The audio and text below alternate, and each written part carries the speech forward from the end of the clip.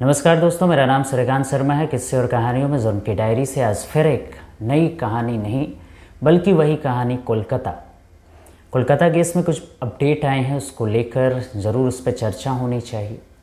फ़िलहाल आज आपने देखा होगा, आपने ख़बरों में सुना होगा कोलकाता में आज क्या हुआ है।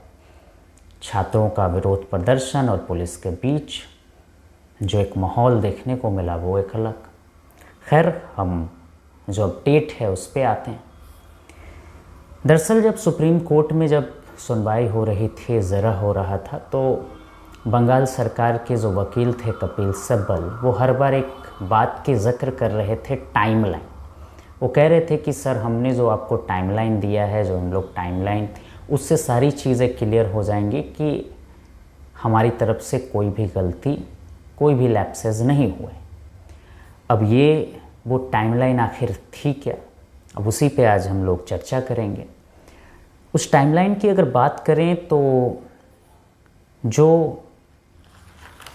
बॉडी जो है, जो जूनियर डॉक्टर सेकेंड ईयर की जो थी, उसकी सेमिनार हॉल में बॉडी जो है वो 9:30 के करीब फर्स्ट ईयर का जो वो डॉक्टर, जूनियर डॉक्टर होता है, वो देखता है। वो सौमित्रो या और को में से कोई एक था जो बॉडी देखता है, वो 9:30 बजे देखता है और उसके बाद वो जाकर इन्फॉर्मेशन देता है। ये पुलिस, कोलकाता पुलिस के टाइमलाइन के हिसाब से, ये टाइमलाइन वो चीज़ होती है जो कि पूरी घटनाक्रम की पूरी टाइमिंग के साथ डिटेल दी जाती है। कितने बजे ये घटना हुई, इतने बजे ऐसा हमने स्टेप लिया, ये स्टेप इतने बजे हमने लिया।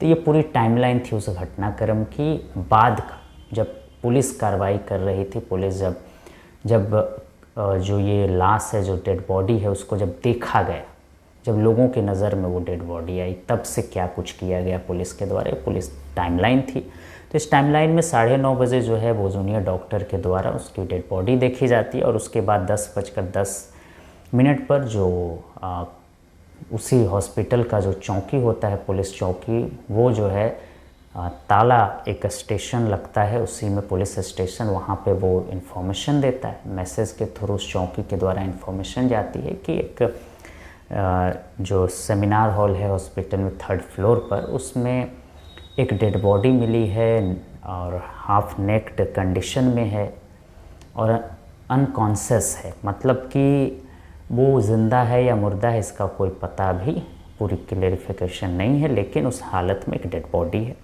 अब इस बात को जनरल डायरी में एंट्री जो होता है, जीडी जनरल डायरी एंट्री, उसमें भी दर्ज किया जा रहा था यही सारी चीज़ें कि बॉडी की क्या सिचुएशन है, पहली बार जब देखा गया था। तो 10:30 में फिर पुलिस के सीनियर अधिकारी उस क्राइम सीन पे पहुंच जाते हैं, यानी सेमिनार हॉल पे पहुंचते हैं। उसके बाद 10:52 में असिस्टेंट सुपरिटेंडेंट जो हॉस्पिटल के होते हैं, वो फैमिली को कॉल करते हैं और कहते हैं कि आपकी जो बेटी है वो बीमार है।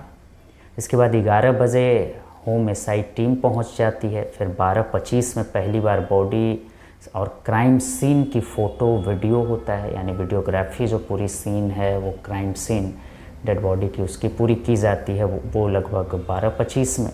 उसके बाद 12:44 में, 12:44 पर जूनियर डॉक्टर को एग्ज़ामिन किया जाता है। एग्ज़ामिन यानी कि जो डॉक्टरों के द्वारा एग्ज़ामिन किया जाता है डेड बॉडी का। तो फिर बाद में एग्ज़ामिन करने के बाद जो लगभग 12:44 में डेड डिक्लेयर कर दिया जाता है। वो एग्ज़ामिन किया जाता है, उसमें पाया जाता है कि ये डेड है, तो डेड बॉडी डिक्लेयर कर दिया जाता है। अब यहाँ पे एक सवाल उठता है कि लाश जो है वो 9:30 में मिली, और वो भी एक हॉस्पिटल में एक लाश मिलती है जहाँ पे हर ब्रांच, हर डिपार्टमेंट, जितने भी लगभग स्वास्थ्य के क्षेत्र में जो बीमारियां होती है, हर क्षेत्र के स्पेशलिस्ट, हर डिपार्टमेंट मौजूद, और फिर 9:30 में लाश मिलना, और उसके बाद 12:44, यानी आप लगभग समझ लीजिए कि 1:45 का वक्त हो जाता है, और तब जाकर 3 घंटे से भी ज़्यादा का वक्त होना और उसके बाद डेड बॉडी डिक्लेयर करना, वो भी हॉस्पिटल में जब लाश मिलती है। तो ये एक अपने आप में एक सवाल। खैर, दोपहर को 1 बजे फिर पेरेंट्स वहाँ पहुँच जाते हैं। कोलकाता पुलिस 10 मिनट में उन्हें सेमिनार हॉल में लेकर जाती है, ऐसा कोलकाता पुलिस के टाइमलाइन के हिसाब से कहा गया। वैसे उसके बाद जो है 1:45 यानी कि 1:45 का जब वक्त होता है तो मेडिकल सर्टिफिकेट में डेथ, उसके बाद इंजरी, जो कुछ भी मतलब बॉडी में क्या क्या दिखते हैं, कहाँ पे चोट लगी हैं, क्या हुआ है, जो दिखता है वो चीज़ें एक रिपोर्ट बनती है, उस पुलिस को दे दी जाती है। उसके बाद 3 बजे फैमिली डॉक्टर्स की एक डिमांड होती है।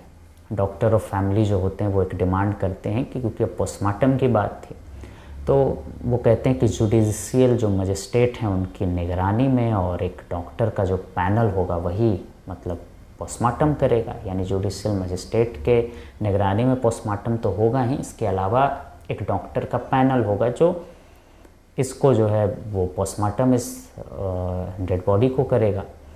अब उसमें पैनल में जो भी लोग हों तो 3 डॉक्टरों का जो पैनल है वो पोस्टमार्टम करते हैं, लेकिन 4:10 है वो उसमें जुडिशियल मजिस्ट्रेट हॉस्पिटल पहुंचते हैं शाम को, और 4:20 से 4:40 के दौरान 3 डॉक्टरों का एक पैनल होता है जो पोस्टमार्टम करता है। और उसके बाद उस पोस्टमार्टम की बाकायदा वीडियोग्राफी भी होती है, क्योंकि डिमांड होती है कि इसकी वीडियोग्राफी भी होनी चाहिए, तो वीडियोग्राफी होती है पूरी पोस्टमार्टम की।